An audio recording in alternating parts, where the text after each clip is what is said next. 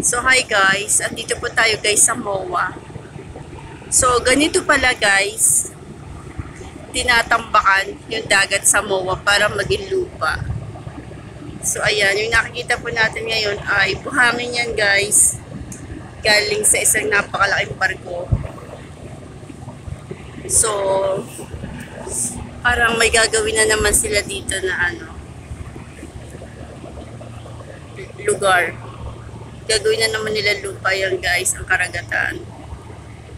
See? So ganito pala yun. So ayan ang MOA guys, andito tayo sa seashores. Panghaling tapat.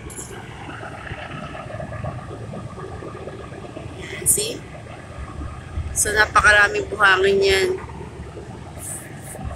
Ayun yung isa oh. Marami na silang naipon. Parang gagawin isang isla na naman yan guys. O diba, napaka high-tech na natin ngayon. Pati dagat ay nagagawa na nating lupa.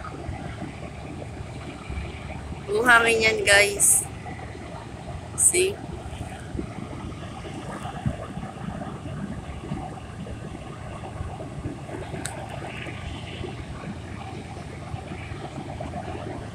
So, ganito pala ginagawa yung mga dagat para maging lupa.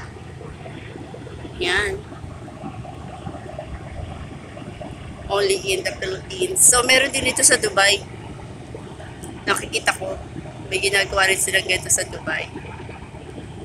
Yung mga dagat nila doon, kino-convert nila sa lupa para mapatayuan pa nila ng mga commercial buildings, mga malls, mga tourist attractions. So sa atin din guys, dito sa MOA, ayan, yung dagat natin, kino-convert din nila sa lupa.